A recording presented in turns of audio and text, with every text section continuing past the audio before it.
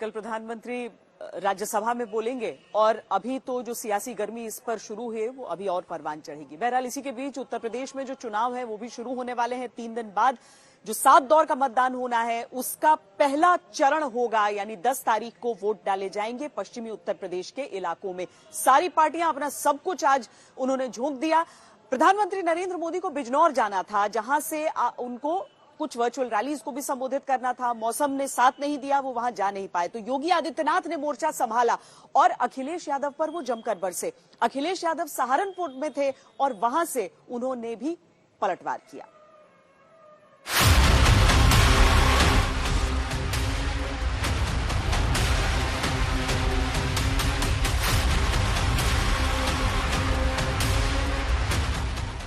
पश्चिमी यूपी का महासंग्राम 10 फरवरी को है। राजनीति के सभी छत्रप अपने अपने कवच पहनकर सेना लिए 58 विधानसभाओं में टहल रहे हैं। कोई अपने राज्य में सुरक्षा देने का उद्घोष करता है तो कोई सरकार आ जाने पर भर्तियां खोल देने की मुनादी कर रहा है। लेकिन अपनी बात करने के बजाय दूसरे की बात करना ही राजनीति की असली पहचान है, जो बयानों में नजर आती है। मुझे एक सेकुलर नेता मिले, उन्होंने कहा कि आप केवल तीर्थों की बात क्यों करते हैं। मैंने कहा देखो भाई, हमारी जहां आस्था होगी वही काम हम करेंगे। सपा और लोकदल के लोग तो कब्रिस्तान का विकास करने के लिए भगवान ने पैदा करके भेजे ही है। ईमानदारी के साथ मैं बताऊं तो एक ही जगह उनका विकास दिखाई देता है, कब्रिस्तान की बाउंड्री में दिखाई देता है। जितना बड़ा भारतीय जनता पार्टी का नेता है उतना बड़ा झूठ बोल रहा है, और जिस तरीके से भारतीय जनता पार्टी लगातार झांसा दे रही है, झगड़ा लगाने का काम कर रही है और झूठ बोल रही है, भारतीय जनता पार्टी को अपना नाम भी बदल लेना चाहिए। भाजपा की जगह भाजपा करना चाहिए।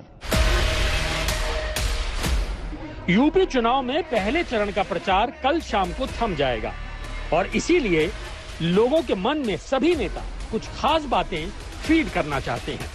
हम आपको पहले चरण के चुनावों के सबसे बड़े मुद्दों पर हुई बयानबाजी दिखाते हैं। दुष्यंत कुमार जी ने कहा था, उन्होंने लिखा था, यहां तक आते आते सूख जाती है कई नदियां। मुझे मालूम है पानी कहां ठहरा हुआ होगा। विकास होगा लोक कल्याण के लिए, हर एक चेहरे पर खुशहाली लाने के लिए, और बुलडोजर होगा माफिया और अपराधियों की छाती पर चढ़ाने के लिए, उनकी अवैध कमाई पर चढ़ाने के लिए। सपा परेशान है, उनको अब मुझसे ज्यादा बुलडोजर से परेशानी हो गई है। आपको नहीं पता सबसे बड़ा माफिया कौन है? उत्तर प्रदेश में कभी ऐसा नहीं हुआ होगा कि किसी मुख्यमंत्री पे इतनी गंभीर धाराएं लगी हों। मुख्यमंत्री पे धाराएं, डिप्टी सीएम पे धाराएं। 10 फरवरी को पश्चिमी यूपी की जिन सीटों पर वोट डाले जाने हैं वो 8 जिलों में पड़ती हैं। पश्चिमी यूपी की 58 सीटों पर वोट डाले जाने हैं, जिनमें शामली, मुजफ्फरनगर, बागपत, मेरठ, गाजियाबाद, गौतम बुद्ध नगर, हापुड़ और बुलंदशहर अहम जिले हैं। इसीलिए सभी नेता जानते हैं कि इन क्षेत्रों के खास मुद्दे क्या हैं।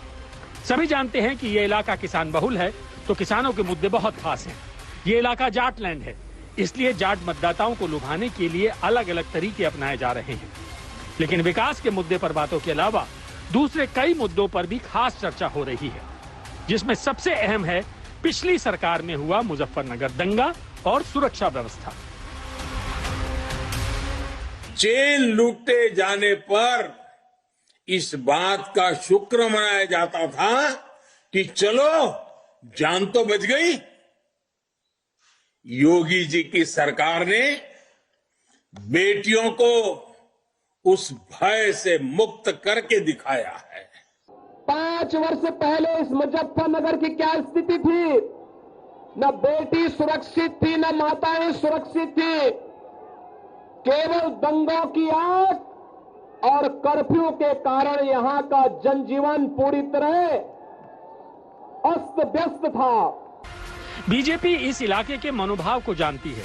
उसने सुरक्षा व्यवस्था को मजबूत करने के नाम पर ही 2017 में सत्ता पाई थी। इसीलिए इस बार भी वो इसी फॉर्मूले पर चल रही है। अगर हम 2017 की बात करें तो जिन 58 सीटों पर पहले चरण में वोट पड़ेंगे, उनमें से 53 सीटों पर पिछली बार बीजेपी ने जीत दर्ज की थी। एसपी और बीएसपी के खाते में केवल 2-2 सीट गई थी। वहीं आरएलडी का मात्र एक उम्मीदवार जीता था, जो बाद में बीजेपी में शामिल हो गया था। मतलब यह है कि पिछला रिकॉर्ड बाकी पार्टियों के लिए लगभग 0 से शुरू करने वाला है, क्योंकि बीजेपी को पिछली बार भारी मतों से जीत हासिल हुई थी और उसका बड़ा कारण मुजफ्फरनगर दंगा और पलायन का मुद्दा था। लेकिन इस बार के चुनावों में एक तरफ बीजेपी दमदार या दुमदार सरकार चुनने का विकल्प दे रही है, तो दूसरी तरफ समाजवादी पार्टी नौकरी का मुद्दा उठा रही है। दंगा रोकने वाली दमदार सरकार चाहिए कि दंगों को करवाने वाली दुमदार सरकार चाहिए? अभी पहली बार बिल से निकले हैं, कुछ गर्मी ज्यादा लग रही है। ये गर्मी भी 10 मार्च के बाद शांत करवा देंगे, फिर से शांत करवा देंगे। हम उन बाबा मुख्यमंत्री को कहना चाहते हैं, गर्मी निकले ना निकले, लेकिन समाजवादी सरकार आएगी तो भर्ती निकलेगी, चाहे हमें फौज में भर्ती निकालनी पड़े। पश्चिमी यूपी की अहमियत क्या है, ये इस बात से पता चलता है कि प्रधानमंत्री की फिजिकल मौजूदगी वाली पहली रैली भी पश्चिमी यूपी के बिजनौर से होनी थी, लेकिन बाद में ये फिजिकल रैली को मौसम ने वर्चुअल बना दिया। इसी पर जयंत चौधरी ने एक ट्वीट किया, जिसमें उन्होंने बिजनौर के मौसम का हाल दिखाया। इसमें लिखा था, तापमान 17 डिग्री और धूप खिली खिली। आपकी क्षमा चाहता हूं, मौसम के कारण मेरा हेलीकॉप्टर नहीं निकल पाया। देखिए, कोई कारण रहे होंगे, वो नहीं आए। मैं चाह रहा था कि वो आते तो कुछ ना कुछ सफाई भी देते। इस चुनाव में एक मुद्दा वैक्सीन भी है, क्योंकि अखिलेश यादव कोरोना की वैक्सीन को बीजेपी की वैक्सीन बता चुके हैं और इसी बयान पर बार बार घिर जाते हैं। आज समय आ गया है, अपने एक वोट की कीमत से उन चेहरों पर तमाचा मारिए और बोलिए, ये मोदी वैक्सीन और ये बीजेपी वैक्सीन ने ही हमारी जान को बचाया है इस महामारी में। ये अखिलेश कहते थे ये तो मोदी टीका है, मैं नहीं लगाऊंगा, आप भी मत लगाइए। मित्रों, 1 महीने तक तो बोलते रहे, बाद में डर के मारे दुमक कर टीका लगा दिया उन्होंने। यूपी के किले पर फतेह चाहिए तो सभी को पश्चिमी दरवाजे से एंट्री लेनी होगी और यहाँ पर जाटों का जमावड़ा है, इसलिए हर पार्टी के लिए इस दरवाजे से यूपी के किले में घुसना आसान नहीं होगा। चुनावी संग्राम होगा और बहुत भीषण होगा। बिजनौर से श्रेया चटर्जी और मेरठ में कुमार कुणाल के साथ आज तक ब्यूरो।